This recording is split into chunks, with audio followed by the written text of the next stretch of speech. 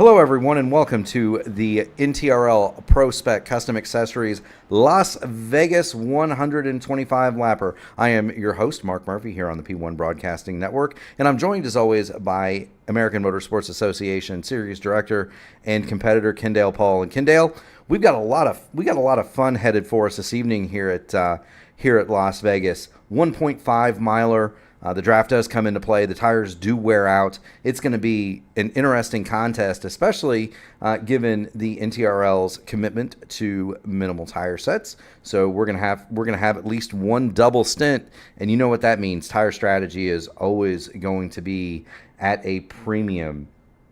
Speaking of tire strategy, last week we had a really good time in Iowa, didn't we, Kendale? Yeah, we for sure did down in the cornfields of Iowa Speedway.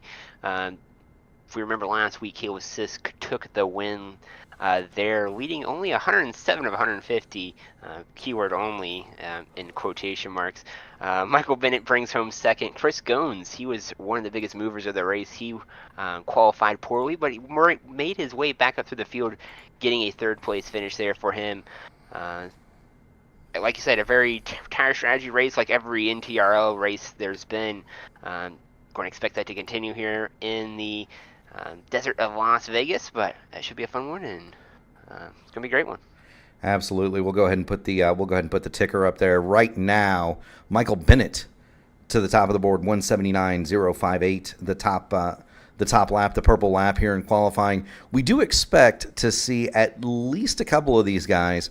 We know that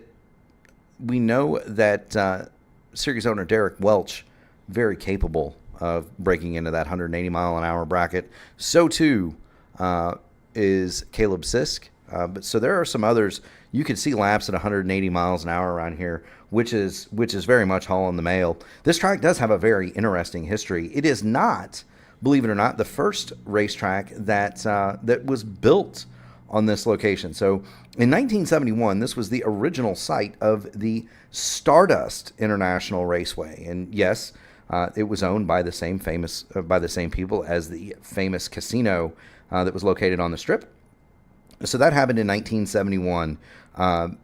It was originally called the Las Vegas Speedrome, and they had races in 1971, but the track very much fell into disrepair pretty quickly. The casino went on to focus its energies in other areas. The track was then revived by a drag racer by the name of Alex Rodriguez, not any relation to the baseball player, and a 3/8 of a mile oval was added in the mid-'80s, which is still there. It's called the Bull Ring. In the late 80s, the man that owned the Imperial Palace, which is now the Link, right? Everything in Las Vegas is gambling related, of course, bought the complex, and then in the mid-'90s, the owner of the Imperial Palace, then Ralph Engelstad, and the gentleman that owned the Sierra, the Circus, the Excalibur, Luxor, among other places, Bill Bennett, who has a long racing history in boats and airplanes, announced their plans to build the current 1.5-mile facility. It was completed in 1996. It opened with one of the first Indy Racing League events. So that was completed. Completed here in 1996. In 1998, it was purchased by Speedway Motorsports Incorporated and Bruton Smith. That's when they got their first NASCAR Cup date, and it has been a fixture on the schedule ever since. The track, 1.5 miles in length. It is a tri-oval, not the standard SMI quad oval, right? So very similar here to the original configuration of Kentucky Speedway. Also, Kansas and Chicagoland would be considered very similar to this. The corners are a straight 20 degrees in banking. The track is exactly 1.5 miles in length.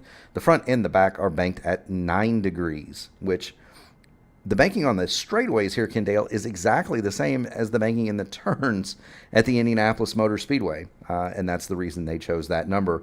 The race lap record here is held by none other than Richie Hearn, and if you wanted to see Richie Hearn in action, he does compete in the ISRA Truck Series that immediately follows us here on the P1 Broadcasting Network. He did that in the 1996 Indy Racing League event here in a 1995 Reynard Ford 219.192.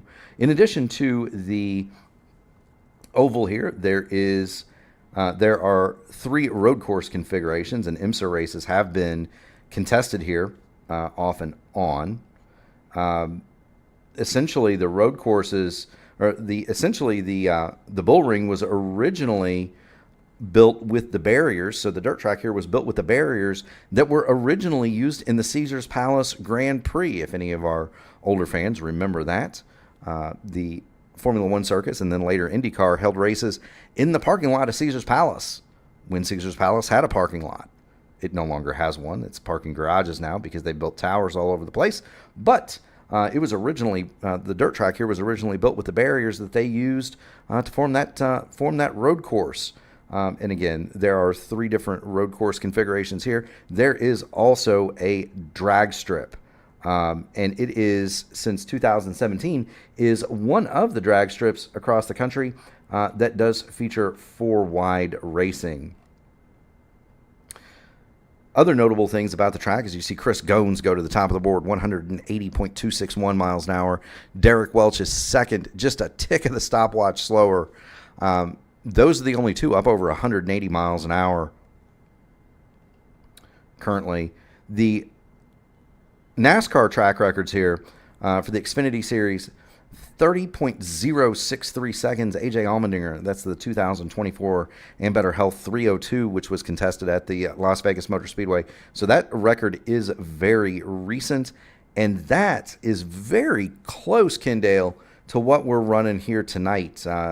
Basically just a couple of tenths off the track record, I believe. The overall NASCAR Cup record, Kevin Harvick, 28.808. The 2018 Pennzoil 400. The IndyCar track record we talked about, Richie Hearn, monster lap, 24.636. And that is all you need to know about the Las Vegas Motor Speedway. As Gary Godso calls it, the Lost Wages Motor Speedway.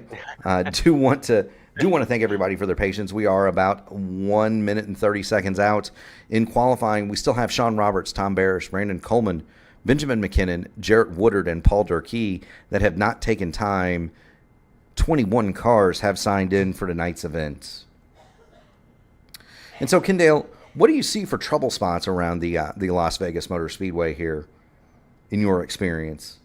And it's very similar to the Kansas Speedway and really every trioval speedway. It seems like off of turn number 2 you tend to get loose, so we're going to watch for that off of turn number 2. And then the turn number 4 wall also sometimes likes to come out and bite you. It's just like every trioval racetrack, it seems like, as how that wall comes along, turn number 4 to kind of meet with the trioval. So I'll have to watch out for that. It's going to be a very interesting race. It looks like a kind of slick race as well. And also, it doesn't have progressive banking, but it doesn't mean that we won't see drivers up towards the wall. We'll see people like Joshua Moore try to utilize that high lane to get the momentum down the straightaways. How close we're going to see him to the wall, that's yet to be determined under the lights here at Las Vegas Motor Speedway. Most certainly. And speaking of slick, we'll go ahead and pop the weather in for our fans and viewers at home. 72 on the track, 71 in the air. Do also want to remind everybody that we are getting close. We're getting close to turkey time here in the NTRL Prospec Custom Accessories Xfinity Series. There is only one more race after this one, so you'll want to avoid the turn 2 and turn 4 wall here. There is only one more race in the playoff round before we go to the championship race at Homestead, and that last race in the playoff round is Talladega.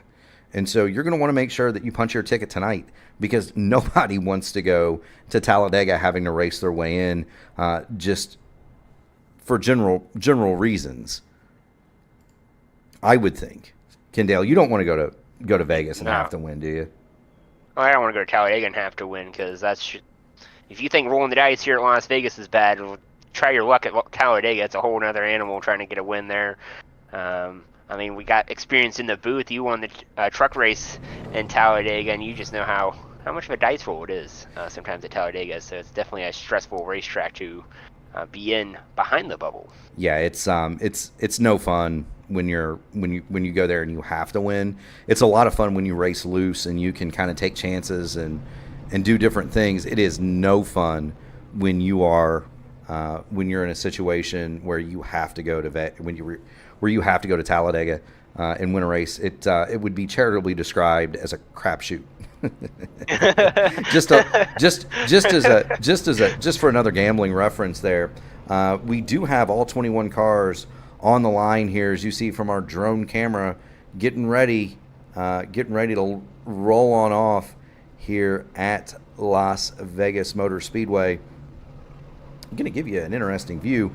This is a camera our friends at Whiplash Sim Cams have given us. This is the fisheye view. So if you were sitting at the very top of the press box and you had one of those ultra wide camera lenses, Kendale, this is what you would see. That's a pretty interesting view of the Las Vegas Motor Speedway, to be honest with you.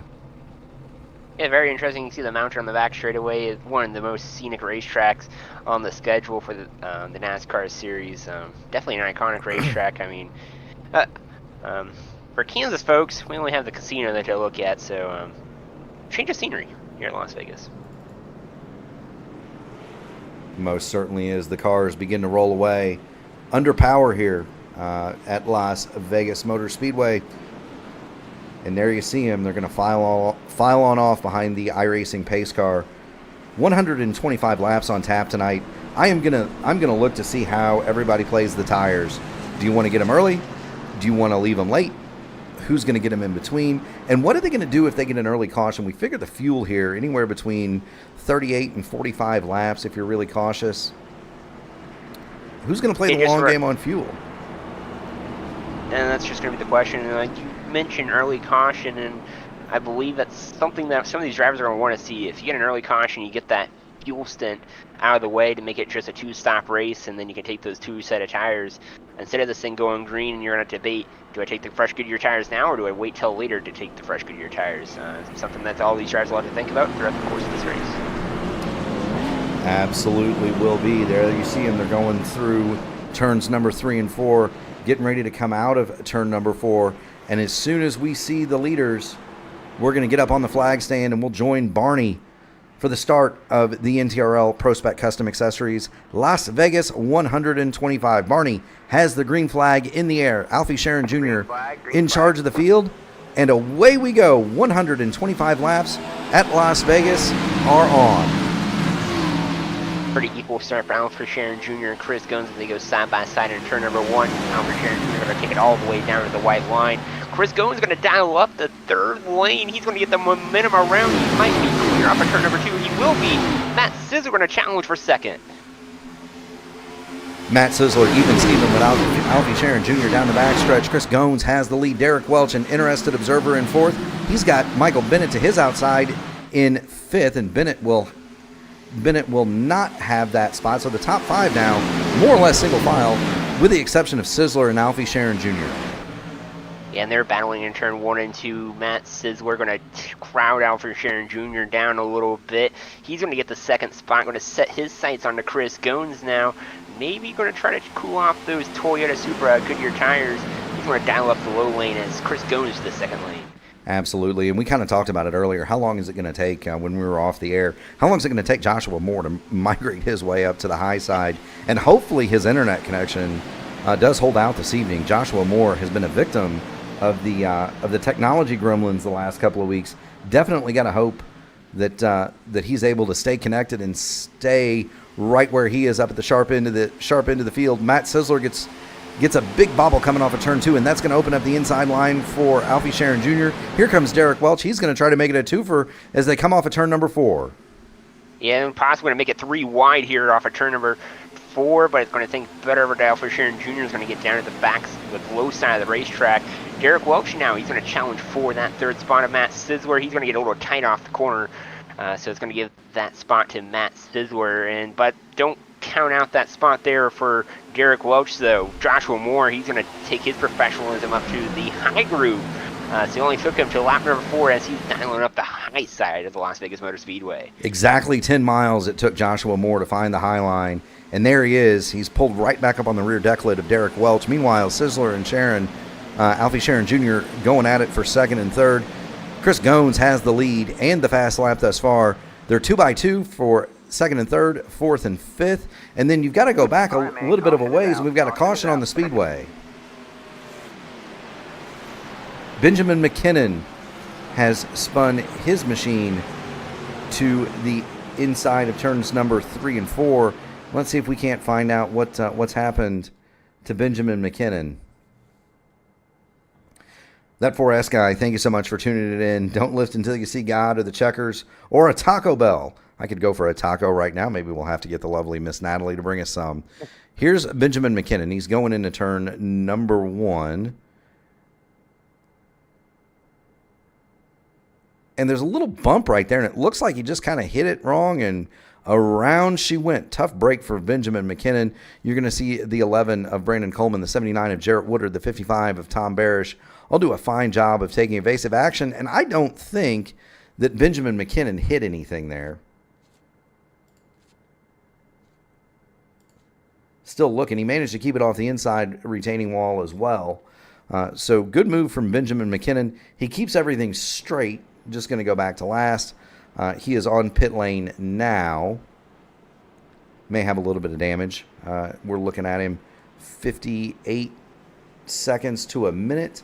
And down comes everybody. Well, maybe not everybody, but a large portion of the field is going to stop and top on off. We are at lap 7, and this would make it, Kendale, a very comfortable 2-stop event. Yeah, that's what all these drivers are doing. No jacks going under these vehicles. Fuel only for everyone. Chris Goins, but a battle for second off pit road. Looks like it's going to give to Matt Sizzler on the exit of pit road. But yeah, fuel only for all these guys. That's going to get them, by our calculations, around 47. So, like you said, a nice, comfortable 2-stop race. Now, a few of them did stay out. See how that all shakes up for them. They're probably hoping for another caution. They're going to be short on fuel, and short on fuel in the long run for the end of this thing. They're still having to make 3 stops by the end of this one. So the cars that did stay out, Alfie Sharon Jr., Caleb Sisk, Skylar Harrod, Paul Durkee, and Brandon Coleman. The top 5 did not pit, as is shown on our handy scoring pylon. No stops for those cars. Chris Goins is the first car with fuel. Everybody from Goins on back did stop and take Sunoco Racing fuel. And we're going to see some more cars come down pit lane now. It's going to be Paul Durkee and Brandon Coleman going to make their way down the pit lane. So they got their TV time. They're going to head down pit road. They're going to get. They're going to do the same thing, just fuel only in those cars. So now it's just Sharon, Sisk, and Harrod that did not stop on that. Did not stop under that last yellow. Interesting call from them, but you got to try a different strategy if you don't feel like you have the speed. A good call though. I like the call from Skylar Harrod. He moves up 4 spots from his original starting position, so a little bit of track position at work there for Skylar Harrod. He's up to 3rd now, but Alfie Sharon Jr. and Caleb Sisk will lead the field of green. Absolutely will, and you got to be careful. I know the tires have only been on there for 7 laps, but they're going to get nice and cooled off. But you got to be careful not to spin those things up coming to the green. As we watch them work toward turns number 3 and 4, the pace car is getting ready to duck on off, and we're going to see Kendale Paul racing resume very shortly. Barney has the green flag in his hand. Alfie Sharon Jr., Caleb Sisk on the front row. Skylar Harrod, Chris Goins, row 2, Matt Sizzler, Joshua Moore, row 3, Welch, Bennett, Corvo, and Jesse Redding, the remainder of your top 10. Green flag, green flag.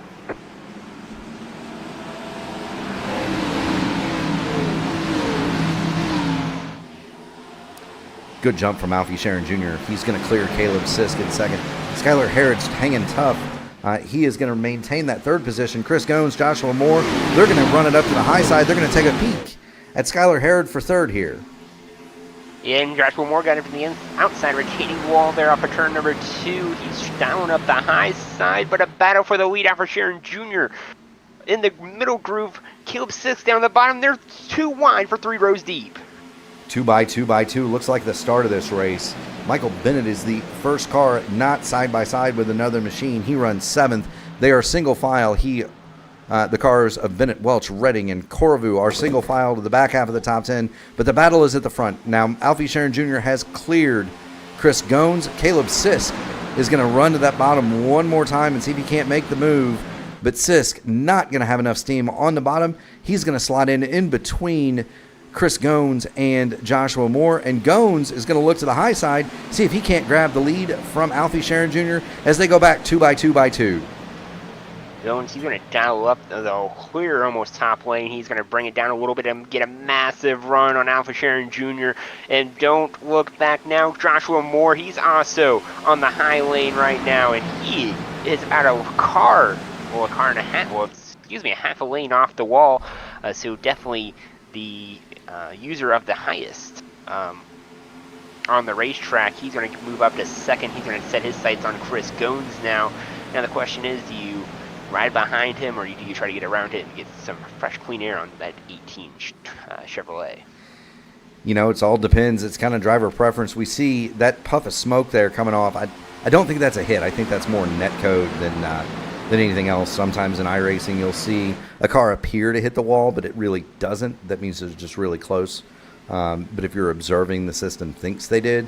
No scuff marks on the side of the 18 machine, so didn't actually hit it.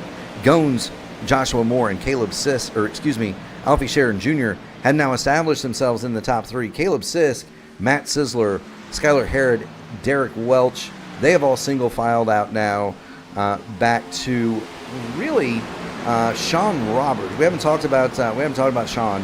There's Michael Bennett in 9th. You've got the 21 of Jesse Redding in front of him. Mike Carvu is 10th, and then Sean Roberts back in the Paul Walker Supra is now 11th, and the front 11 have really kind of established themselves. Thomas Welch has kind of fallen off the back of this train a little bit, nearly 0.8 of a second, but we still have a heck of a battle brewing up front. Joshua Moore, and he's already blinking. Keep the internet connection strong, Josh.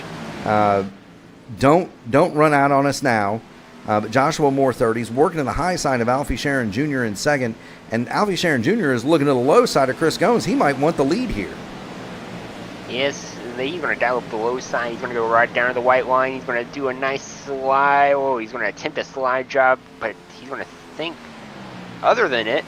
Let Chris Gones use the top lane to get the momentum around. They're going to be equal coming into turn number 3. Alfred Sharon Jr. once again, he's going to drive in a little bit deeper. About a lane off the white line. He's going to get the lead away from Chris Gones, put Alfred Sharon Jr. up to the first spot. Chris Gones back to second, but Joshua Moore looking for that second spot. Absolutely, and Joshua Moore, there's connection issues. You have to wonder, he's doing the disappearing and reappearing act for Joshua Moore. You got to hope that the internet connection in that 18 holds out. You'd hate to see him suffer another disconnection while he's running in a podium position. Meanwhile, he's to the bottom of Chris Gones. And how unnerving is that when you've got a guy around you and they're not solidly connected to the server?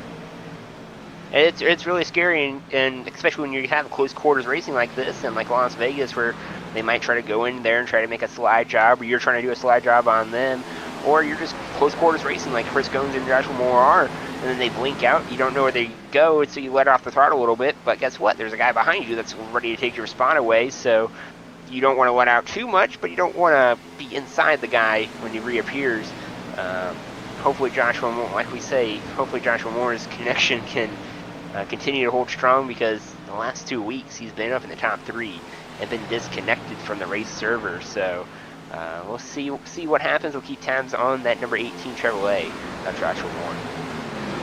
Go back a little bit. You've got Caleb Sisk. He is 5th. That's Derek Welch 6th. Skylar Herod 7th. Jesse Redding is 8th. Now, the reason that we kind of want to follow these guys, Alfie Sharon Jr. did not stop, and he is the leader. Caleb Sisk did not stop. He is 5th. Skylar Herod, he did not stop. Those are the only 3 that did not take fuel under that early caution. Those 2 automobiles of Sisk and Herod appear that they may be saving a little bit, just because you can kind of tell lap time wise they're lifting out of it a little bit earlier. They're a little bit slower than the cars around them. That's going to allow Derek Welch to climb to the high side. He'll see if he can't go around Caleb Sisk, and the 21 of Jesse Redding is going to try to follow suit. Meanwhile, you got Michael Bennett back there. He is 9th. Mike Corvu 10th, and you see them peeking in the picture. Corvu and Sean Roberts are about to have a battle over the final spot in the top 10. 20 laps into 125, and this is a great opportunity to take a look at the rest of the drivers in the field. There's Jarrett Woodard in the Dan Gurney eagle-painted Toyota Supra. He is 11th. Do love that paint job, as I always say I do. Thomas Welch is 13th. He is in the 9. Good run for Thomas Welch early. Anthony Williams is 14th. And there you see him. 15th, you've got Joseph Bennett. Prospec Custom Accessories on the side of that 00. Paul Ferdiani in the number 44 Best Rivers Poker. Best Rivers Poker entry. The 44 Chevy Camaro. He is 16th. Scott Milner in the familiar gold, red, and blue Valvoline colors. The number 31. He is 17th. Tom Barish for NTG is 18th. Benjamin McKinnon has already had an eventful night in his Hellmans-Meyer Chevrolet. He is 19th on the track. Paul Durkee is 20th. And right behind him, High Rock Vodka on the Brandon Coleman entry.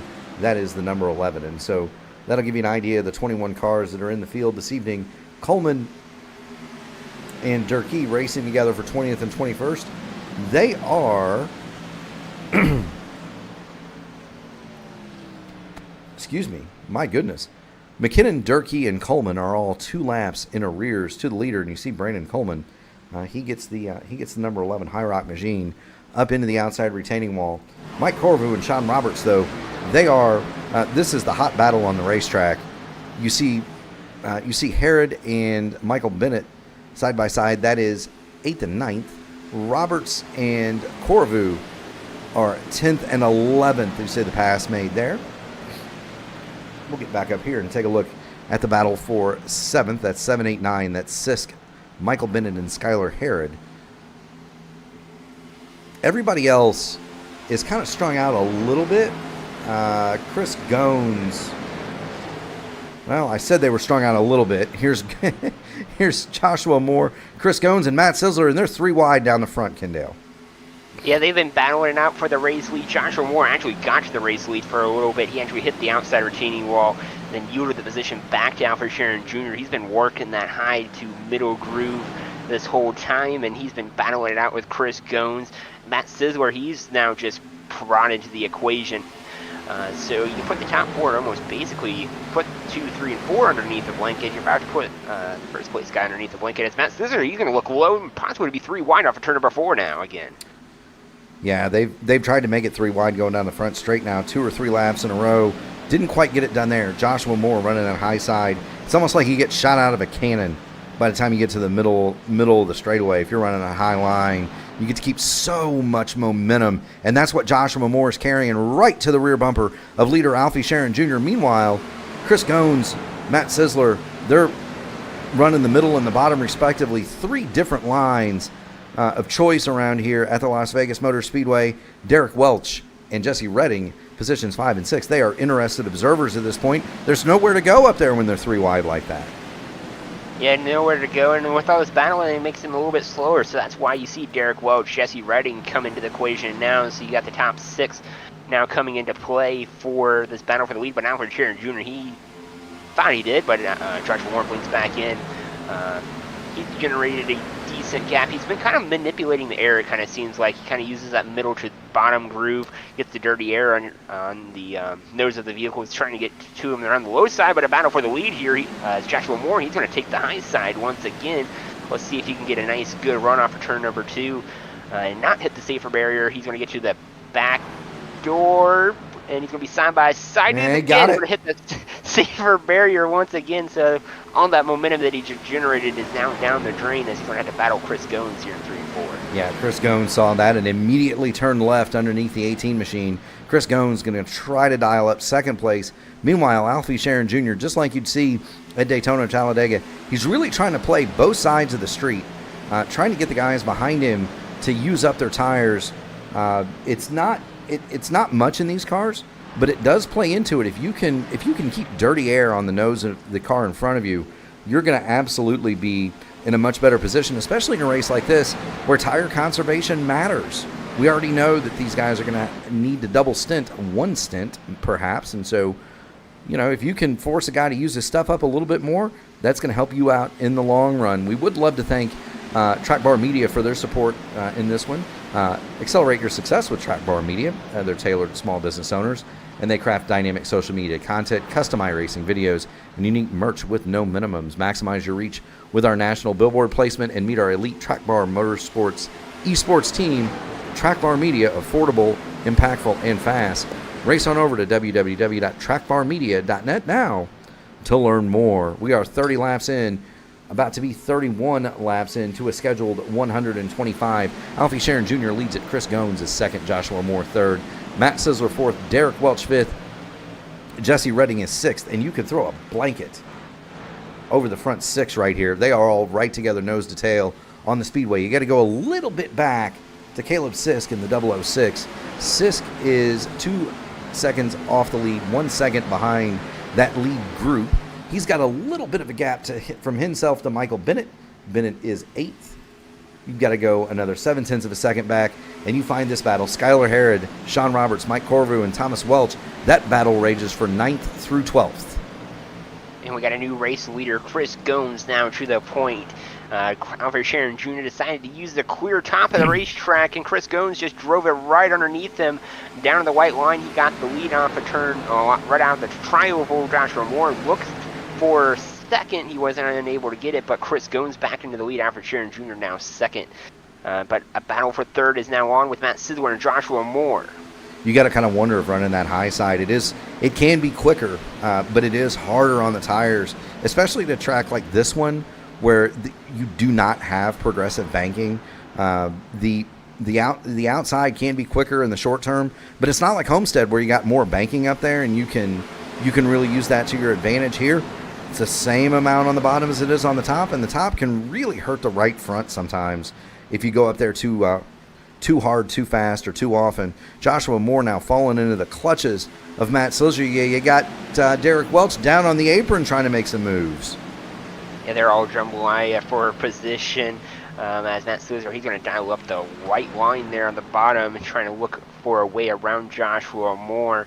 Joshua Moore still kind of blinking a little bit. It's not as bad as it was, but it's still there and present as those two Toyota Supras are going to make. Looks like they're going to go do battle for the third spot. Matt Sizzler on the bottom. Joshua Moore gets around with the momentum.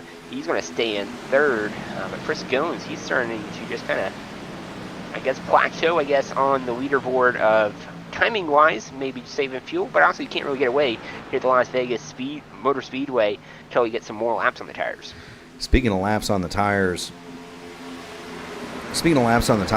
Alfie Sharon Jr., along with Caleb Sisk and Skylar Harrod, all three of those cars have maintained their position in the top 10, so good for them. But we are 36 laps into what we believe can dale to be anywhere between a 40 to 45 lap run.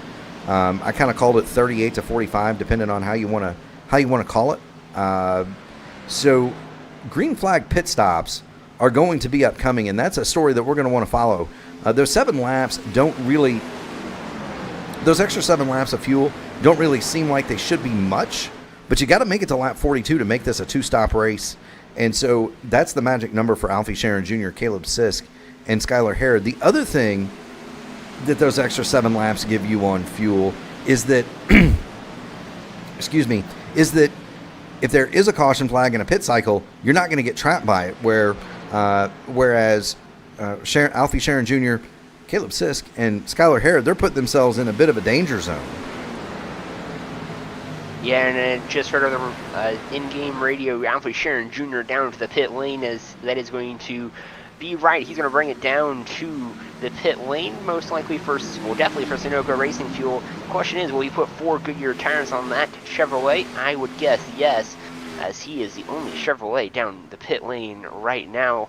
We're expecting Caleb Sisk and Skylar Harrod here in the next few laps, as they were the other two that stayed out on that caution flag. He's going to bring it down to the pit lane to the pit box number 1, and we'll see if those tires go up on that race machine.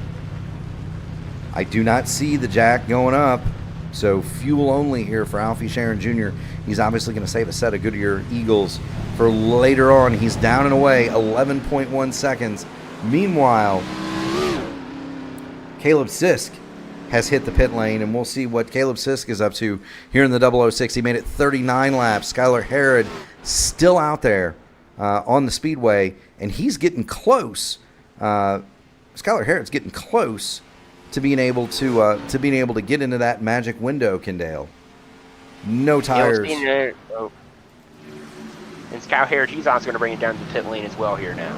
So he made it closer than the other two did, but he's still, by my calculations, if he does 3 40-lap runs, he's going to be 5 laps short on the fuel. And here's the other thing: we've got 2 sets of tires on the wall. We think that those guys that stopped at lap 7, they're going to have a chance to go all the way on just 2 more stops, and that means they'll be able to get a new set at each stop.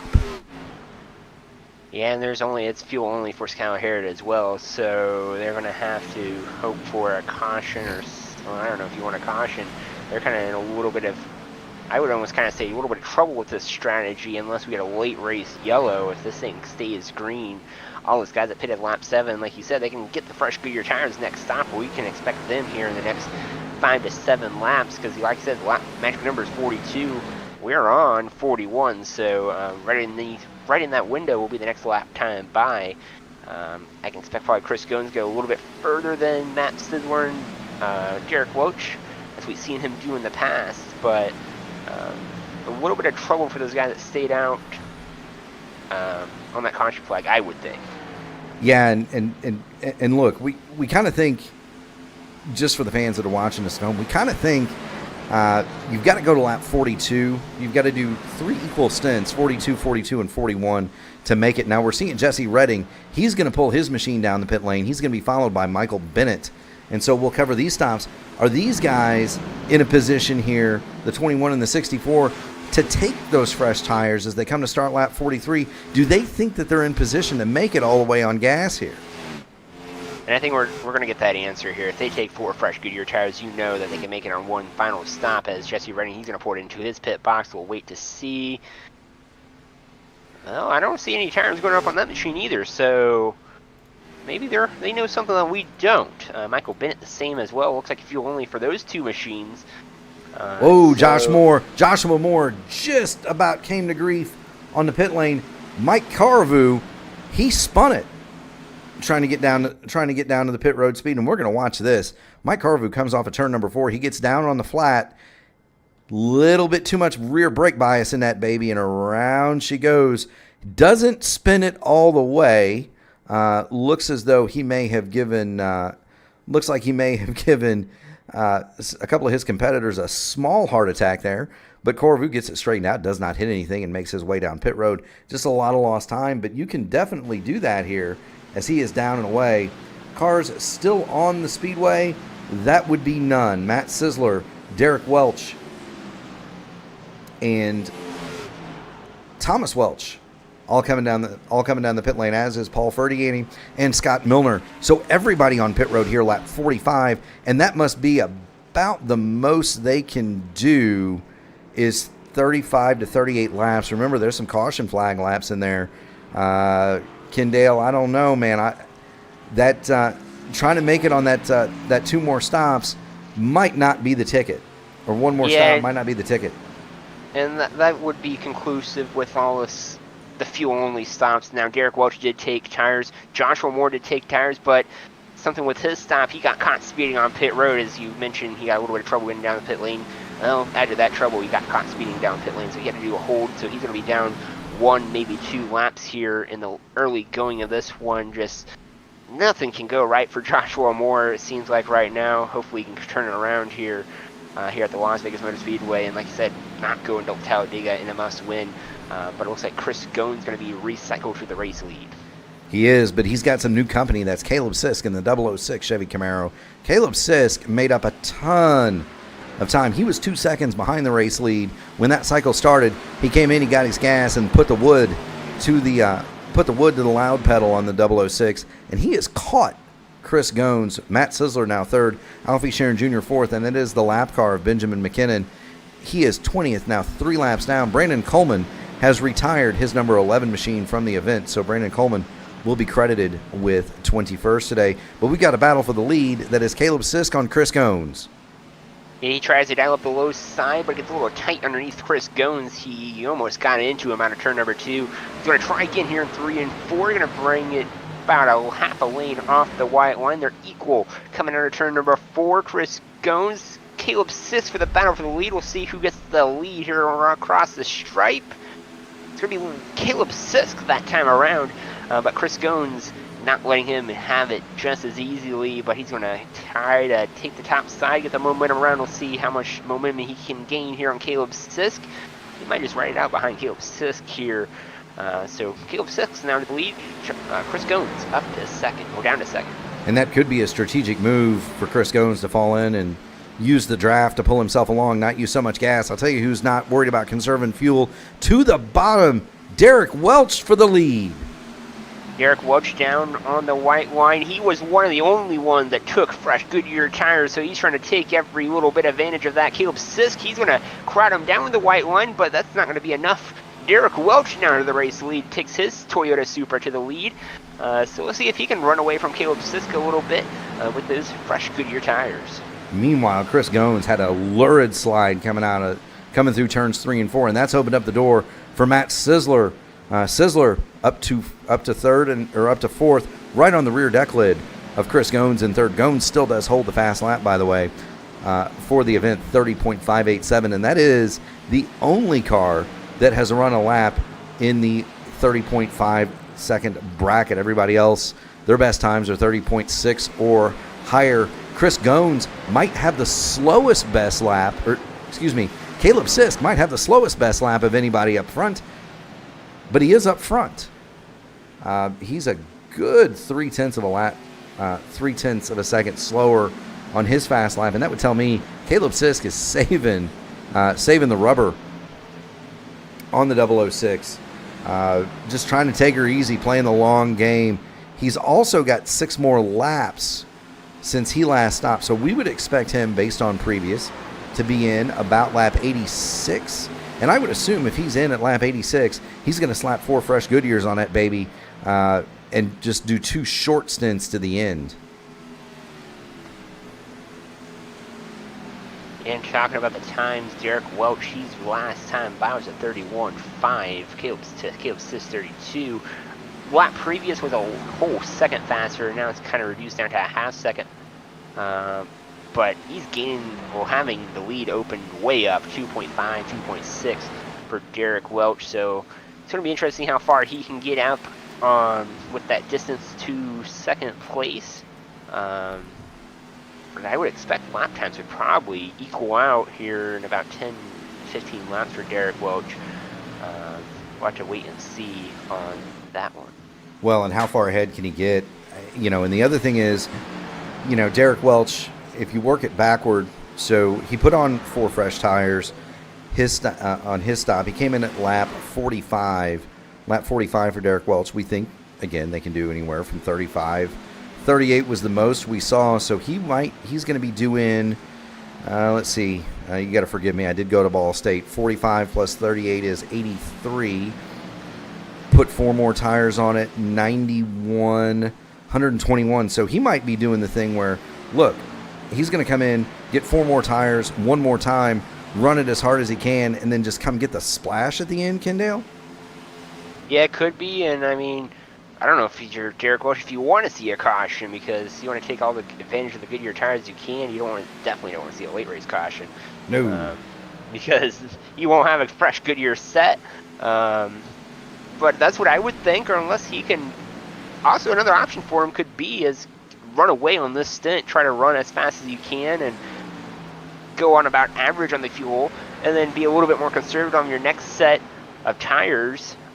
Still be as fast, but try to save some fuel to the end. That's maybe the thought process behind the one Toyota Supra. Definitely a definite big outlier on the strategy calls. I believe he was the only one that took tires. I could be wrong, but I'm pretty sure he's one of the only ones that took. I guess Joshua Moore took tires, but he had the speeding penalty earlier. So what we're looking for when we say took tires. So there's a disparity in time in the box. So if I'm looking at time in the box, Derek Welch 14.6 seconds in the box, Caleb Sisk 12, Chris Goins 11.6, same for Matt Sisler, 12 seconds for Skylar Harrod. Those cars were gas only. So the tires do take an extra couple of seconds. The next car in line that spent 14 seconds or above in the pit box, that would be Sean Roberts. Sean Roberts last time by 32.714. So that does not strike me as somebody who took tires. Joseph Bennett was also 14 seconds in. He's up almost 33 seconds a lap. Same for Paul Ferdiani. Same for Scott Milner. And we watched those pit stops, so can confirm none of those automobiles did take tires. So Derek Welch, the only car on the speedway with tires, and he's using them to great effect. 7.3, 7.2 seconds in the lead now for Derek Welch. He is continuing to run away from this field.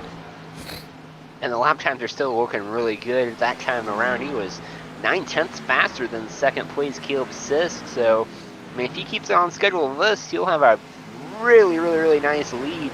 Did he just hit the outside retaining wall? He got a little bit slow, lost a little bit of that time, and then he just regains it right there. Going back in the corner, now up to 8 seconds. So, I mean, I like the call. I think it's going to be an interesting one to see how it shakes out. Just gotta hope for Barney not to bring out the yellow. Yeah, many more chapters left to play in this one. Coming to get lap 60 of lap 125, we'd like to thank Beadle's Custom Car Carriers. They create 1/64 scale model car carriers, and they also make all of their kits in-house. They can make trucks to your specs. You can check them out. That's Beadle's Custom Car Carriers on Facebook and at Beadles. That's Beadles on Instagram. So we'd like to thank Beadle's Custom Car Carriers as well for their support as well. Davidson Builders, LLC. They're in Cape May County, New Jersey, and they're a beacon of excellence in Cape May County, New Jersey, standing as a testament to family values and military dedication. As a veteran-owned and operated general contractor and remodeler with over 25 years of unmatched experience, we marry quality with affordability. From tailored customizations to expert craftsmanship, we paint dreams into reality across residential and commercial landscapes. Check them out, www.davidsonbuilders.com. We are working at lap 61 of 125. Series director Derek Welch, 9.9 seconds up over Caleb Sisk. Caleb Sisk is second.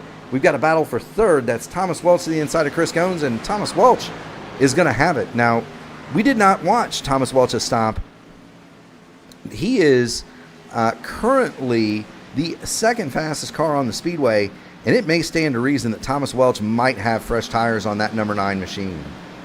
Yeah, that's what I was just thinking. He was cutting through the field real easily, got around Matt Sisler easily. I didn't get the chance to watch Chris Goins, that pass of Chris Goins, but it looks like he's running some pretty decent lap times. He's in the 31s that last time by, so I would safely bet that he has 4 fresh Goodyear tires on that machine as he's going to take the attack now to Caleb Sisk. Just going to turn it dead left, going through turns number 3 and 4. Sisk on the high side. He gets a little bit loose.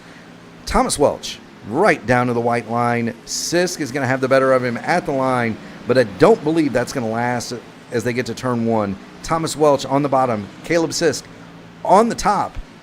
Welch can't quite make it work just yet. He's going to have to battle for one more straightaway and one more set of corners as he sails it off into turn number 3. I think he might have it this time, though, Kendale.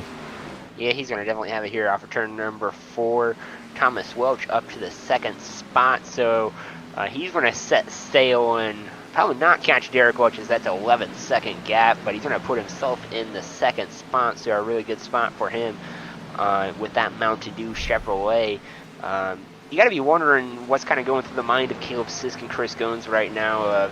Is this strategy going to work, or what are they going to do to combat this strategy if it does work really well for both of the Welches here in this one, as we got 64 of 125 complete, only 61 laps remaining in this one.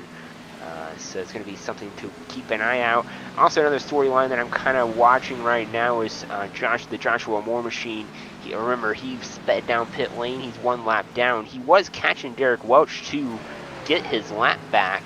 That since has kind of gone to the wayside, so we'll see if he can recuperate that Chevrolet and set his sights back on the leader to get back on the lead lap in case we do get a caution, and he can be right back in the middle of this thing.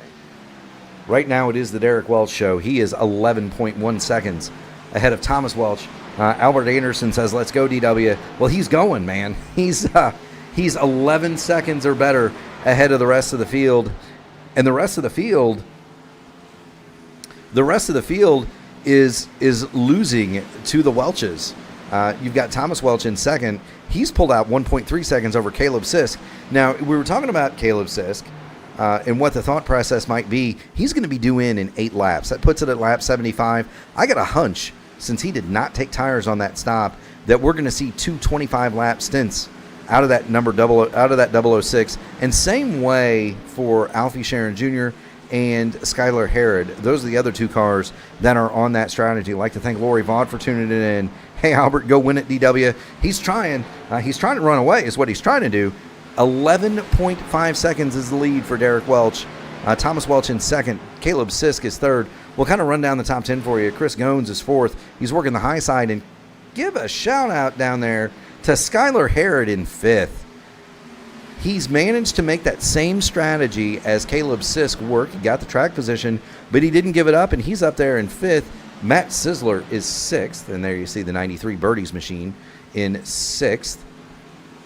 Michael Bennett in the 64, he is 7th, and he's running right in a row with Alfie Sharon Jr. in the 78. In 8th, Jesse Redding is 9th, so 7, 8, 9 right together on the racetrack. And then 10th, how about a call down to Scott Milner? He is 10th. He's got Paul Ferdiani in the 44 right behind him.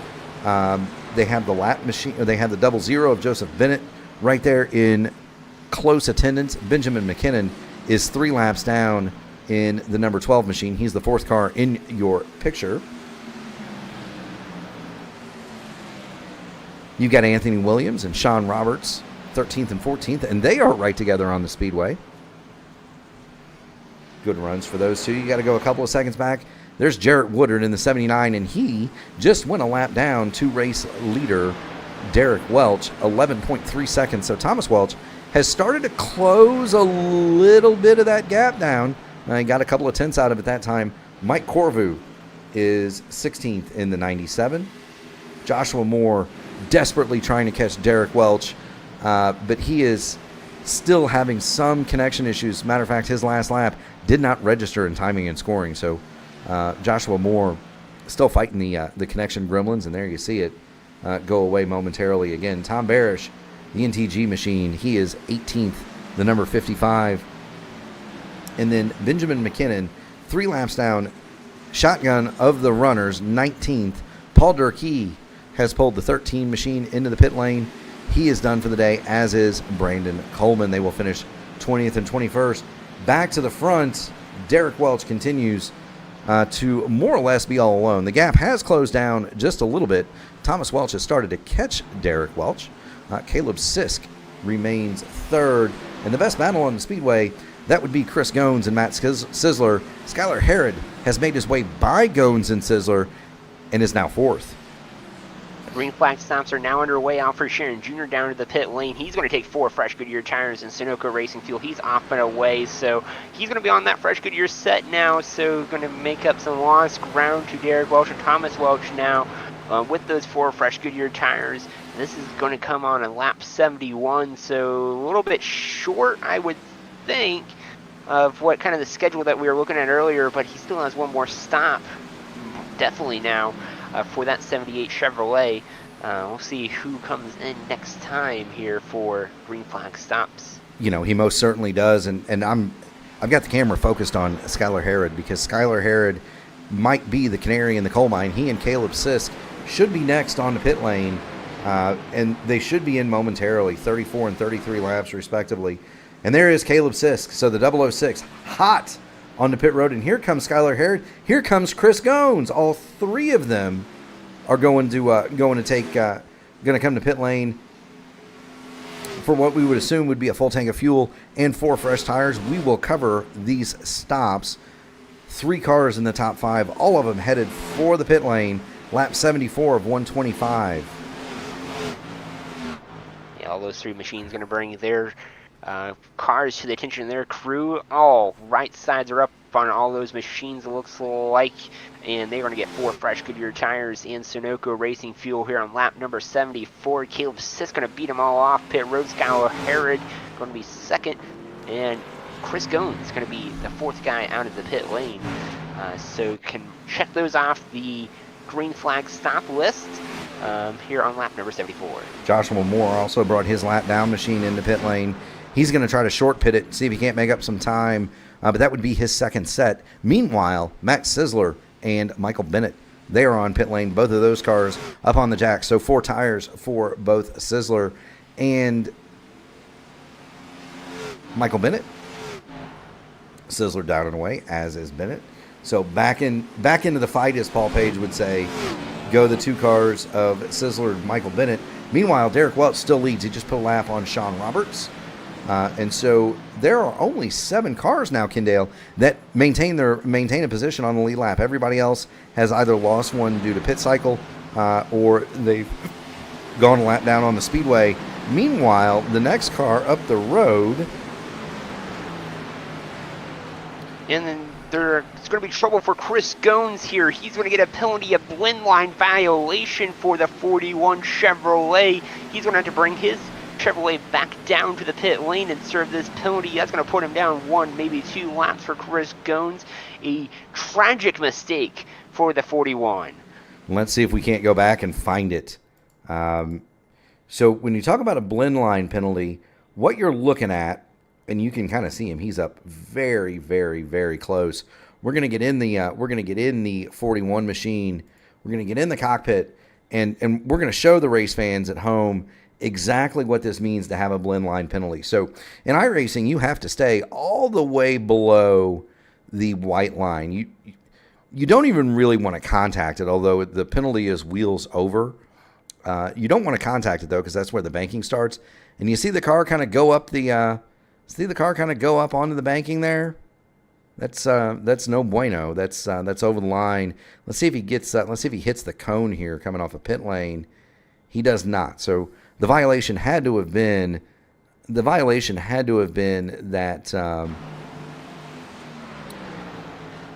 that little squirt right above the line there, and a tough break for Chris Goins. He is now 2 laps down, going to be scored in 17th behind Mike Corvu and Joshua Moore. The lead for Derek Welch is shrinking, Kendale. It is shrinking. We've got 5 cars on the lead lap. Both Welches, Paul Ferdiani, Scott Milner, and Joseph Bennett, the top 5. And here comes Derek Welch, lap 80. So this is exactly what I thought it was going to be. We're going to see Derek Welch come. He's going to grab 4 fresh tires. He's going to be a bullet till about lap 115. And then we know he's going to have to stop and get a thimble full of Sunoco racing fuel to make it to the end. But he's going to have a huge lead when he does it. Yeah, he's going to bring his Toyota Supra down to the attention of his crew. He's going to bring it in. We'll see if the right sides go up on that machine. They do. It looks like they do. So 4 fresh Goodyear tires for Derek Welch. So, like I said, he's going to be a bullet here. Thomas Welch, he's going to stay out on the racetrack for a little bit longer, trying to get as much as he can out of that fuel tank. As I say that, he's going to bring his Chevrolet down to the pit lane. He's going to spin the pit lane. Hard into the inside retaining wall for Thomas Welch, and he's going to be off the racing surface. I don't believe that's going to bring out a yellow, but hard contact for Thomas Welch. He's going to have the fast repair, so Kendale, I don't believe that's going to hurt him in terms of repair on the race car, but I'll tell you what it is going to do. It's going to force him to use his fast repair, and it's going to cost him a ton of valuable time. All of what he made up with those fresh tires before just went right out the window. He's going to have to do it all over again. Thomas Welch brings the number 9 into his pit stall. It goes up on the jacks, but a tough break for Thomas Welch.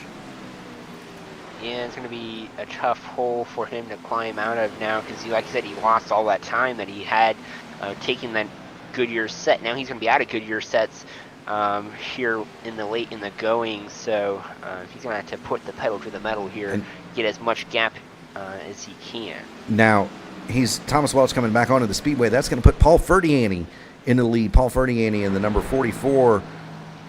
Number 44. We haven't had a chance to call Paul's name very much, but there you see it. Bet Rivers Poker on the side of the number 44. And he's giving it a good ride today, Kendall. He's got the lead. He's leading some laps here. And he's going to stay out just one more time. And let's go on board here. Interested to see exactly how he's managed to make this 39 laps now. We would expect him in any time. He's not shutting the race car off, for sure. But if he can go one more lap, that means he can make it on one more on this stop only.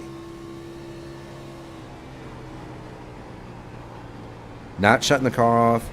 Now we're going to see Paul Ferdiani bring it to the pit lane. Gives you an idea of what these guys do to get their machines off the banking and onto pit road. And we're going to cover the stop for Paul Ferdiani because he's put himself into position to make it with just this one stop. Meanwhile, other cars that are in that position, Sean Roberts in the Paul Walker Supra and Joseph Bennett. Now, they've been out there together for much of this run, and these guys are shutting it off. At least I thought I heard it. There comes Joseph Bennett into the pit lane. So Sean Roberts is going to make it one more time around. And the more laps you do here, Kendall, that's less fuel you got to save later. It definitely is, and it's a lot more insurance that you can make it to the end. So Sean Roberts, like you said, he's going to go out one more time with 39 to go, and he's well within that window of making it to the end. Others not so much. So I believe we have three that can pretty sure make it to the end. Sean Roberts looks like he's going to maybe... Oh, no, he's going to go around one more time. He's shutting it off, Kendall. We're on board with him.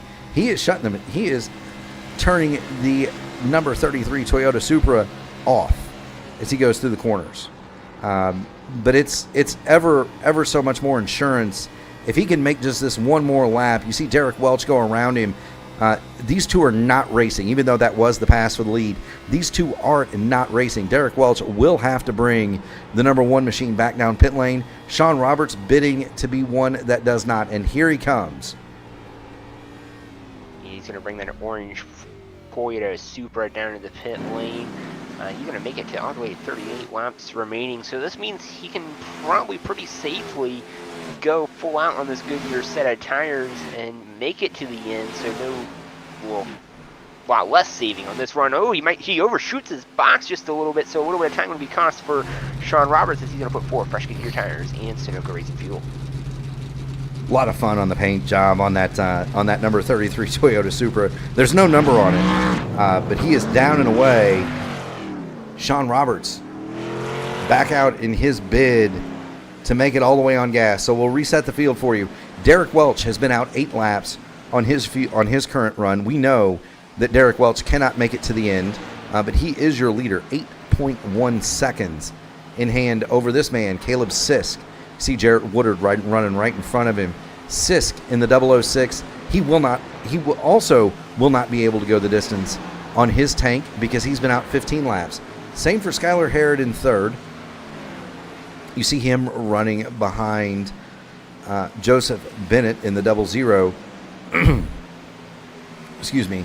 Harrod is also going to have to stop. The 00, we do not think will need to do so. Matt Sisler is fourth. He's also 15 laps out. So these 15-lap cars, we would expect around lap 110 or so, we would think. Alfie Sharon Jr. is fifth. You see him running there in front of Benjamin McKinnon. Now, Alfie Sharon Jr. is not on the same program as everybody else. He has been out there the longest. He is working at lap 19, coming to lap 20 of his current run. Alfie Sharon Jr., he'll be on pit lane sometime about lap 105. Michael Bennett is sixth in 64. He's on the same plan as Sisk, Harrod, Sisler, and others. Jesse Redding did pit a little bit later, so he's only out 11 laps in the 21. So he is seventh. Thomas Welch is eighth. We saw the mistake getting onto pit road from the number 9. He had it all the way up to second spot, and just that small mistake there is going to put paid to his chance to put it on the podium today for the number 9, unless there's something else that happens here. Mike Corvu is going to run 9th, and Mike Corvu is the first car 1 lap down. Chris Gones is 10th after that very costly exit violation from pit road, just barely above the line for a fraction of a second. The number 41 is 10th. Paul Ferdiani is 11th. You see him behind him there. And this is a battle for position here. The cars of Gones, Ferdiani, and Anthony Williams. So let's just stay here for a few moments and watch this if we can.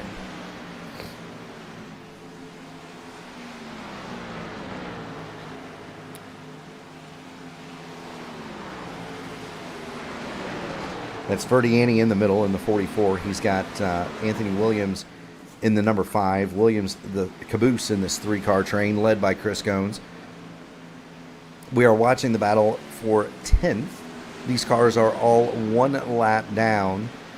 The battle at the front is very, very spread out. Derek Welch has the lead, 9.4 seconds in hand over Caleb Sisk. And Derek Welch was 0.2 of a second faster than both Sisk and Skylar Harrod in 3rd that last time by. Derek Welch remains the fastest car on the virtual Las Vegas Motor Speedway as we come to lap number 95, and we see Anthony Williams make his way around Paul Ferdiani. So a pass for position on the speedway. Would like to give a shout out to our series sponsor, that is Prospec Custom Accessories. Are you looking to upgrade your ride, whether it's your truck, car, Jeep, boat, UTV, or ATV? Prospec has you covered. Locally owned and operated in Jacksonville, Florida.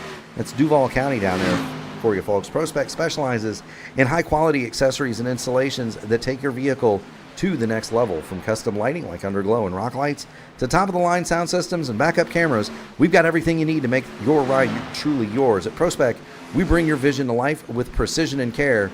Visit us today and see why we're Jacksonville's go-to source for all things automotive and beyond. Prospec, where quality meets customization.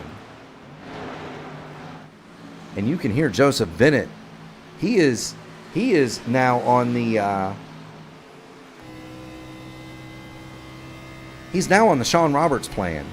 He's shutting that baby off. Yeah, the question for that is how much you want to save and give up time that way. Like, if you don't want to go down the pit lane, that's going to be wonderful. But if you have to go down the pit lane, that shutting off the engine's going to be costly in the long run. So will we be able to save enough? That'll be the question for all those machines that are shutting the vehicle off right now. Well, and let's check out Sean Roberts. So Sean Roberts is the other car that we think has a crack at making it all the way. Now, we think that Roberts can make this comfortably. He did 2 additional laps over Joseph Bennett. And so let's see if Sean Roberts is saving here. He's still saving a little bit. The engine is off. But he is, whereas Joseph Bennett was being very ginger on the throttle, Sean Roberts is not. He's shutting the car off, but he is, when he turns it back on, he is immediately back in the gas. So it's almost like, you know, when he's turning the car off, he's only doing so in the phase where you would slow down for the corner anyway, Kendale. And I mean, him saving the fuel right now is not really actually hurting his lap times. That last time by a 31.8. That's what the leader Derek Welch is running. He's also running a 31.8, so he's running the same lap times as the leader. And we know Derek Welch has to go down pit lane, so that's going to be a whole lap for him. And if Sean Roberts don't have to, he's perfectly fine running these exact same lap times, not making sure he's not going to go 1 lap more down to Derek Welch. You know, that very much is. Derek Welch, the number 1, is the leader. He is midway point on the backstretch. Sean Roberts just crossed the start-finish line. So Roberts is a lap and a half down here. Lap and a half down. But he does not have to stop. Derek Welch, he is your race leader. 19 laps out on the current run. Derek Welch is going to have to stop. There's no question about that. Caleb Sisk, he's in even worse shape. 26 laps out. And this car, Alfie Sharon Jr., he is closing in on lap number 30. So we're going to expect Alfie Sharon Jr. more or less any time. And he's got company. That's Michael Bennett right behind him, and that is for position.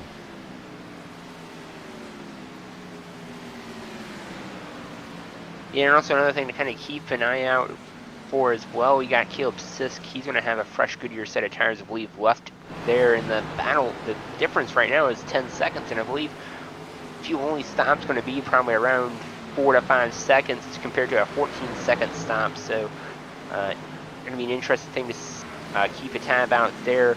But like I said, Alpha Sharon Jr., Michael Bennett in a tight battle there for 5th and 6th to crack into the top 5 here going down the front straightaway, as we only got 23 laps to go. We do only have 23 laps to go, and the reason that we're following this is not only is it the closest battle for position on the speedway, it is also just about time for Alfie Sharon Jr. to come down the pit lane. Michael Bennett tosses the number 64 Chevy Camaro to the bottom of the speedway. Alfie Sharon Jr. going to climb the banking. He'll take lane number 2 as they come through turns number 3 and 4. They're going to be about even Steven down the front straightaway. But Alfie Sharon Jr. is going to have to pit that car. And I would think with the way tires are, he's going to want to do that sooner rather than later because he's still got one set. Correct? Yeah, and I believe so. And I think Jesse Redding heard you up here in the booth. He is down to the pit lane here on lap number 102. So I believe he does have a Goodyear set of tires. We'll find out here shortly when he's going to bring his vehicle down to the pit lane. Also, Mike Caribou down as well to make their final stops. Right side there going up on the 21 machine, so at least 2 tires for Jesse Redding here on lap 103. Michael Bennett just came down pit lane as well. So all of these cars that have been out 30 laps or so are coming to pit lane. Alfie Sharon Jr. is not, but Sisk, Herod, Sizzler, Michael Bennett, Chris Gones, all down the pit lane or coming down the pit lane momentarily. They're going to get themselves a new pair of boots, so to speak. Here comes Alfie Sharon Jr. in the 78. And so that is going to put, guess who, in the second. He roars on by there. That's Thomas Welch. How about that? Thomas Welch back at the second spot. The only bad thing about him being in the second spot is he's still about 3/4 of a lap behind Derek Welch. There's a nice 23-second advantage for Derek Welch. He's going to put Alfie Sharon Jr., Anthony Williams, Chris Gones down a lap here as we see Michael Bennett coming off the pit lane. So we should see Derek Welch here in the next, I would say, 5 to 10 laps. Definitely probably not on the 10 laps side of things. I'll put him at 35. Well, we could. I will take that statement back. But Thomas Welch, well, both Welches are out running the same lap times right now. Lori Vaught in the chat, she's encouraging Derek on. Keep going, DW. You got this. We're with you, Derek Welch, the series director, very popular guy in these parts. We're watching Thomas Welch. He is in second. Skylar Herod goes by him. But we're waiting just to see when the Welches are going to come down pit lane. 26 laps on the current run. Alfie Sharon Jr. gets under the number 1 machine to get one of his 2 laps back. It doesn't put him on the lead lap. It puts him 1 lap down. And Derek Welch is not going to have tires when he comes back to the attention of his pit crew. So, or at least we don't think he does he, Kendall? No, I don't think he does. He did take the fresh Goodyear set last time by as well, so that makes 2 stops for him there. The only positive thing with that is he'll have a shorter pit time when he does come down. He'll only have to take around 10 to 15 laps of fuel along with him. So a shorter pit time, I'm going to guess around 4 to 5 seconds. So that's going to be a big thing he's going to have to do is bring that vehicle down to the pit lane. We've seen pit lane be a trouble for the other Welch. He hit the inside retaining wall earlier. And also with Chris Gones' wind line violation, he has to minimize. He cannot make a mistake on this next pit stop or he can kiss all that sweet time away because he's going to have to give that all up for a penalty. But right now he's holding strong with a 23-second advantage over Thomas Welch. And Anthony Williams, Sean Roberts, and all those guys are still 1 lap down. But we do believe Sean Roberts can make it to the end. Yeah, Sean Roberts is now 4th, and we do not believe that the number 33 is going to stop. Now, it is to Derek's advantage here, I would think, to stay out as long as possible. But he's got to be right near in the end of the fuel run here. He's going to be coming to get his 30th lap. And here he is. He's coming on to pit lane. Don't speed, brother. You got to get it woed down, and he does. Meanwhile, the fastest lap is being traded around. Skylar Harrod had it momentarily. Alfie Sharon Jr. just ran the fastest lap of the race and did so with a lap that would have put him near the front row. So Alfie Sharon Jr. is out there, and he is hauling it. We're going to see Derek Welch. He's going to come down pit lane here. Do not anticipate the car going up on its jacks. It does not. Down and away for Derek Welch. 6 seconds. 6 seconds in the pit box. That's going to put Thomas Welch into the lead again momentarily. And let's see where Derek Welch blends out with relationship to Sean Roberts, because that, my friends, I believe is going to be the race. It's going to be Derek Welch versus Sean Roberts here to the end. And it looks like it's going to be about 10 seconds between Derek and Sean Roberts. Yeah, but also Sean Roberts does have the freshest Goodyear tires on the racetrack, so I have to take that into account. So the lap times are not going to be as fast as Sean Roberts compared to Derek Welch. So that's something to watch out for. Also, another thing, will kind of be interesting to see how long Thomas Welch can go out. He stayed out a little bit longer than Derek Welch earlier on, but just had a little bit of trouble getting down the pit lane. He's 30 laps into the run here on lap 112. And there is Thomas Welch. We would anticipate seeing him basically any time. Now, this has let everybody back to Alfie Sharon Jr. in 11th, and there you see the purple marker. Alfie Sharon Jr. is the fastest man in Las Vegas today. He is 11th. Meanwhile, I'll tell you another car that's cutting some fast laps. It's Caleb Sisk in the 006. He has moved up to 5th. And there's Caleb Sisk, and he is using every available bit of pavement. Caleb Sisk all the way down on the apron and next to the grass coming through the tri-oval. You can do that in a stock car here at Las Vegas. You wouldn't want to try it in one of my open wheel machines, but you can do it in a stock car. It does not upset these cars nearly as much. That is racing real estate down there. Caleb Sisk is using it. Let's see if he uses it. Let's see if he uses it just in a normal lap here. He does not. So the apron is not the fast way around, although you can use it to make a pass. But Sisk is up to 4th, put Harrod back to 5th. And those two cars are both two of the fastest on the speedway, both of them over a second quicker than Thomas Welch, and both of them 7/10, now 9/10 of a second a lap quicker than your leader, than your provisional leader, Derek Welch. Sean Roberts was half a second slower than Derek Welch. That last time by, he lost a 10th. So the gap is fairly stable between Sean Roberts in the 33 and Derek Welch in the number 1. I mean, good news right now for Derek Welch. It is a 17-second lead he does have on Caleb Sisk. Caleb Sisk and Derek Welch have been around 0.8 to a second time difference. So the basic math, 10 laps to go, he's a second quicker. There's 17 seconds. That leaves 7 seconds when we come to the start-finish line. So Caleb Sisk is going to have to make quick work of Sean Roberts, as he does right here, right now. And he's going to have to dig a little deep here on that Chevrolet Camaro to reel in Derek Welch. Speaking of digging deep, so is the number 3 machine of Skylar Harrod.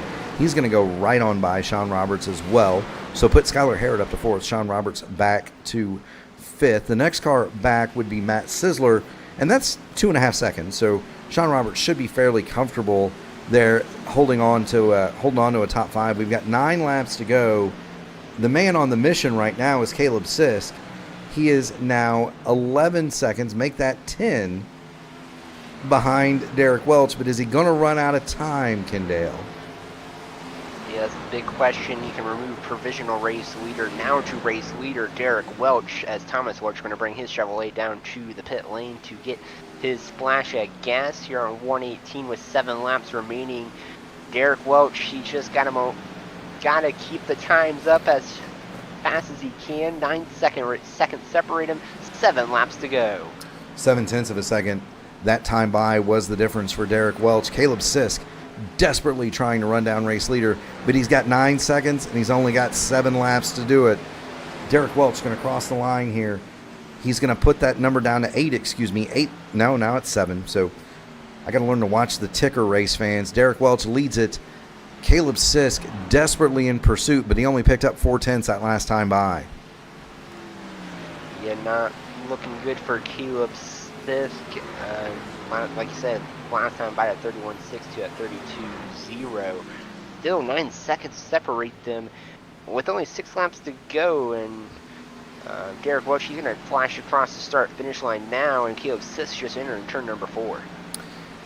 Yeah, they're definitely he's trying, he's coming, but 4/10 a lap is not going to cut it. And you know, you look at the handy track map, we've got Derek Welch enters turn number 3. Caleb Sisk is off of turn number 2 right now. So not quite, we're going to call it a quarter of a lap. Not quite a half lap, maybe a third of a lap advantage for Derek Welch. He's got a big lead regardless, 8 seconds and change. Caleb Sisk and Skylar Harrod are coming, but we don't believe they've got the time to do it, and we will stay with the leader of the race. Number 1, Derek Welch, with 5 laps to go, coming toward the line for a 125 lap win here in the NTRL Prospec Custom Accessories Xfinity Series from the virtual Las Vegas Motor Speedway. And I'm kind of watching Caleb Sisk, and his lap times have kind of just fallen off a cliff. So you got to think, is he managing now with Skylar Harrod and saving some of that Goodyear tire in case we do get a late race yellow, because it is basically now almost impossible for him to catch Derek Welch unless Welch makes a mistake or a caution comes out. So basically everything's out of his control to get to the race lead. I think he's just managing this 3rd place here, and if a late race yellow comes out. Yeah, and that's a smart move from Caleb Sisk. You know, you don't want to do anything that you're in a playoff battle. You're in a points battle too. You don't want to do anything to risk the race car. You want to make sure that you have as much padding as you need going into Talladega, because that can be the wild card. And you've got Skylar Harrod there. He is absolutely all over the rear of the 006, and you know that Skylar Harrod would love to run second here. But you've got to feel like Caleb Sisk is just managing the situation.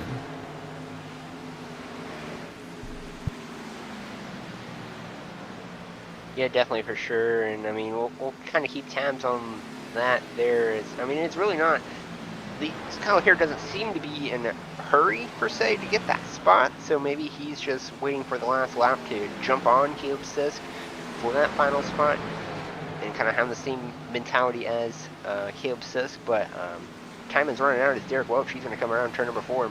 I think this is the white flag lap. It is the white flag. Barney has the white flag in the air. 1 lap to go for race leader Derek Welch down into turn number 1. He leads Thomas Welch, although that is not a battle for position.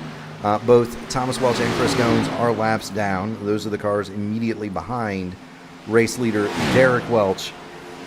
Down the back straight, pulls it to the low side, turns number 3 and 4. Derek Welch going to get the good run off of turn number 4. He's going to pull it onto the main straight. And Derek Welch going to come to the start-finish line here at Las Vegas. Checkered flag is out. Derek Welch is your race winner. Now let's flip back. Skylar Harrod is not going to be able to get to Caleb Sisk. So Caleb Sisk is going to be second. Skylar Harrod third. Matt Sisler, you saw in the background, will come home fourth. Alfie Sharon Jr. will round out your top 5. He did sneak past Sean Roberts at the gun.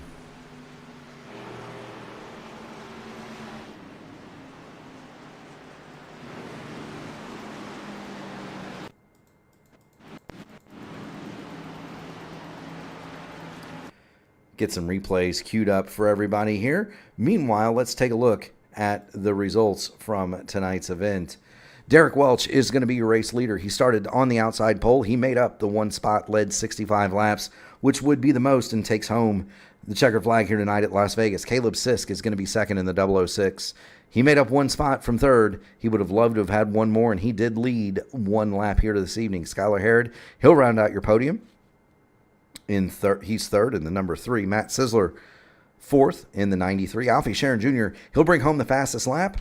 But what might have been from a pole-winning run for Alfie Sharon Jr., he led 21 laps and brings home the final spot in the top 5. Sean Roberts is 6th Great fuel conservation from the 33 machine. Michael Bennett is 7th, Jesse Redding 8th, Paul Ferdiani 9th, and Thomas Welch rounds out your top 10. In 11th, Chris Gones, tough break with the penalty late. Mike Corvu 12th, Anthony Williams is 13th, Jarrett Woodard 14th. Scott Milner is going to round out the top 15. Benjamin McKinnon is 16th, Joseph Bennett 17th, Tom Barish, Joshua Moore, Paul Durkee, and Brandon Coleman all retired from the event. That is 18th, 19th, 20th, and 21st.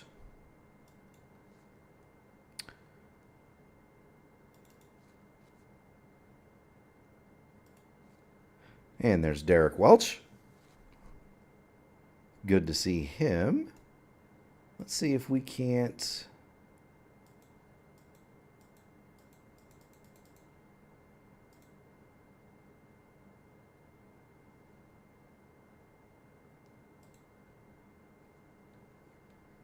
get some drivers up here, Kendale.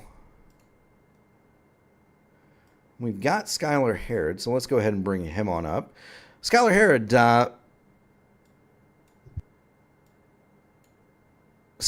Mark Murphy, Kendale, Paul in the P1 broadcasting booth. You got a copy? Yes, sir. Awesome. Well, nice run to P3. You had your trials and tribulations along the way, but it looked like a solid platform for you. Tell us about your race today. Yeah, during practice, I was a little iffy on the car. She was getting a little loose out of two, but about 10 laps into the race, I figured it out. Got in my lane and just started focusing on saving the right front there to double stint the front right tire. And the strategy worked out perfectly, but DW just had a ballsy call on his and worked out better for him. But I can't complain. Podium's not bad. A podium is definitely not bad, and congratulations on that. Kendall, Paul, any questions for the third place finisher today? Yeah, looking back at your race, is there anything you could have done differently to try to get that one spot away from Caleb Sisk, as that is another point? Is there anything else you could have done to get second or even get the win? Well, Caleb's a teammate. He's in the playoffs in contention for it. I missed too many races because of work, but the only thing I could have done different is I think I went a little too hard on the first stint of the tires. So I probably would have been more patient through the turns on the first stint. I could have maybe closed the gap on the final stretch there.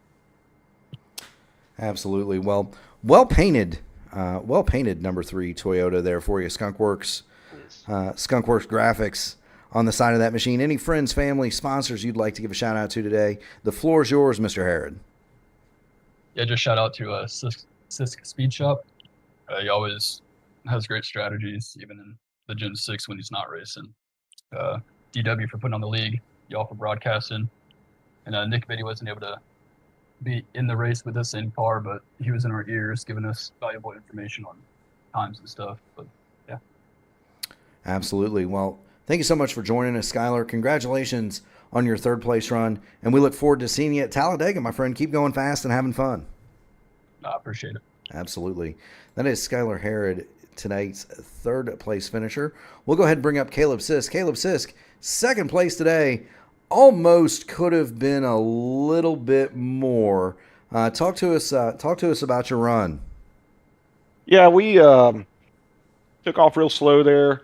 I told Skylar just be patient, let him go up there and race. I did a couple 5 to 10 lap stints and looked at tire pressures and tire temperatures and felt like I knew where I needed my pace to be. And I'm not going to lie to you, when Goins and company were 4 seconds out, I thought maybe I miscalculated. And then at the end of the about lap 75 there, we pit to take tires for the first time. He and I had stretched a pretty good lead. A little did I know, though, Derek Welch had a crazy strategy. It worked out really well for him. And I kind of threw the chance to run him down away that last green flag stop. I slid through my box, tried to grab reverse, left it in first gear, went even further forward. Just an absolute disaster on pit road. So super thankful to come home P2. And having a teammate in your rearview mirror is nice because you can say, hey, let's let's shut this down and save some tire in case a yellow comes out, and we'll have plenty of tire to finish 1-2. So just a well-executed night minus the one mistake on pit road, which is, those are going to happen here and there. And, 0X. I did accidentally get into Scott Miller a little bit. He was coming up the track out of 2, and I don't think I gave him enough room. I was trying to slide up without wrecking, but thankfully nobody wrecked. Pretty clean race, too. Hopefully it was decent to watch for you guys. I love these things. When you got short tires and short fuel tanks and a little bit of a longer distance, it makes for some interesting strategy calls, and you're never really quite sure which is the right way to go. And so we saw you do some different things early. We saw Derek Welch pull a completely alternate strategy from everybody else and carried him to the win. But it's always fun for me to watch these because there's so many different ways that you can pull yourself to the front. And you never really quite know how it's going to break until the end. So I enjoy watching very much. Kendall, you have anything for Caleb Sisk? Yeah, congrats on your second place finish. Kind of explain to the fans, how hard is it to kind of come up with a strategy and then stick with it? Because you're kind of seeing other guys do. We saw 3 different strategies throughout the night. How hard is it to pick a strategy and stick to a strategy? It takes a ton of discipline to, especially there, like I was saying, and letting them drive away from you, to stick to your plan and what you think is right, and taking care of the right front. And it's so tempting to go up there and race because that's what you want to do, and it's hard to let people by, but sometimes that's the right decision. And for a long time, I thought we were on the right strategy, and then when Derek pit, I don't know what it was, 81, 82, and I saw how far behind he was from us, and I knew it wasn't nearly enough to come out within about a 3 or a 4 second gap where new tires would just smoke it. I was pretty nervous, but you can't win them all, and all you can do is do your best to get a good points night in a 2-race cutoff for playoffs. It's important to have good points, especially when you're going toward a plate race, which I think it's Dega next week. So just try to take care of the car next week and execute again. It is indeed. Well, appreciate your efforts tonight, Caleb. Definitely enjoy watching out there on the circuit. Any friends, family, sponsors you'd like to give a shout out tonight to? Sir, the floor is yours. Man, big shout out to Skunkworks Graphics, Nick Beatty Designs, Assist Speed Shop. We've actually had a pretty good run. Last week we swept NTRL. We nearly swept PGR. We swept Saturday night GT3 Road into an oval. So the team's had a really, really strong run, which is great. It just means that all the lessons that we're doing, it's really paying off for people, and I can't say enough sure, they compensate me for my time, but I tell you what, it's really awesome when people that you're teaching different strategies and how to race and how to save tire and when to not go, when to go, things like that. It's awesome when it pans out for them and they get to experience victory lane too. For certain, sure. And thank you so much for passing on that experience, because I definitely love doing that too. Caleb Sisk, keep going fast, having fun. We'll see you at Talladega. Thank you, sir. Absolutely. That's Caleb Sisk, second place finisher tonight. And let's go ahead and bring up tonight's winner. That is Derek Welch in the number one P1 tonight. Derek, you had a little bit of an alternate call, and so just kind of wanted to think, was that planned or was that developed whenever the first and only caution came out and you got to make that quick splash to kind of extend the first run a little bit? Well, it developed when the first caution came out. I said, man, if we can go green flag from here on out, I'm going to grab tires on the next 2 stops and get a splash at the end, because I really can't believe nobody else did it, but I seemed like I'm the only one that did it. Well, my teammate did it, but I knew I was fast enough to stay with the leaders and keep up with the leaders, so I tried it, and I knew I can get a good enough lead and that splash and go, and that would build my lead even more and just, maintain my lead, and that's what happened, and it worked out for me tonight. But if we would have had a caution, I would have been screwed, so it worked out. Well, that's one of the things that I love about this league is with the short tire set, the short tire sets, the short fuel, you get all kinds of different strategies and all different sorts of thoughts as to how the race is going to work out, and you never really quite know which is the best way to go. And so I definitely appreciate that. Congratulations, sir. Kendall Paul, any questions for tonight's winner? Yeah, congrats, Derek, on your win tonight. I kind of asked you the same that I did with Caleb Sisk, but I will say you had the outlier of a strategy call. We found out it worked out tonight. Keeping that, you said earlier, if there was a caution coming out, it would have been trouble. How do you keep on that same strategy and kind of keep that thought of a caution behind you? I say that question again. I was kind of losing it again. I'm sorry. No, you're good. You had a oddball strategy that worked out for you tonight. You said earlier that caution came out, you'd have been in trouble. How do you keep that thought in the back of your mind and just stick with the strategy that you developed on that first caution? Just I guess faith. I guess I don't know. I kind of had even if that caution didn't come out, I kind of felt like go ahead and taking 2 tires was the way to go. Get my lead out, because I mean these I felt like, I mean, it was a short field tonight, so I feel like there was the cautions, but it's going to be very few, and we was getting spread out enough to keep that strategy and in play, and like I said, it worked out, and I just had to stick with it and hope for the best. That's all I can do, and if it works, it works. If it don't, it don't. That's part of gambling, ain't it? You win sometimes, you lose some, so it's not I won. So hey, I'll take it. You can't come to Vegas and not gamble, right? That's right. Speaking of impacts, you won the gamble tonight, Derek. So next week, what is that? Does that change your outlook for Talladega? We had that race circled. Not only is it the last race before the championship, but it is a bit of a wild card anytime you go to a super speedway. Does this put you a little bit more at ease going to Talladega, knowing you've got the win in the bank? Well, I'm not in the playoffs over here. I've had to miss a couple races in the playoffs, and we have a rule over here: if you miss a race in the playoffs, you can't win yourself back into playoffs. So, fortunately, my own rule kicked me in the butt there, but it is what it is. But yeah, I mean, Talladega is a crapshoot.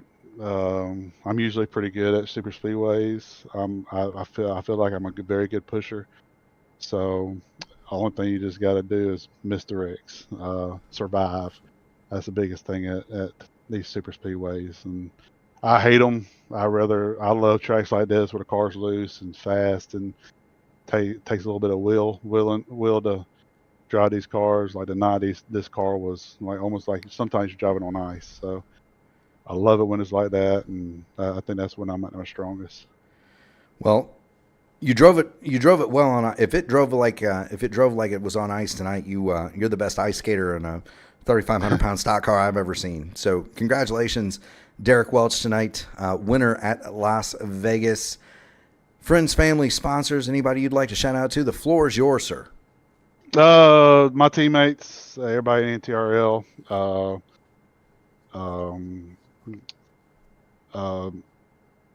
Lori at VRL.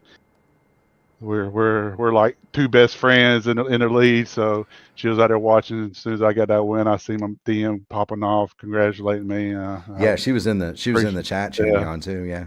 Yeah, I appreciate that, and I shipped her plaque. We had a VRL versus NTRL race last week or a week before. I can't remember. Last week, I think. And unfortunately, I got to ship the plaque back over there. But oh well, we'll get it back next year. But that's it. No worries, Derek. Well, keep going fast and having fun, my friend.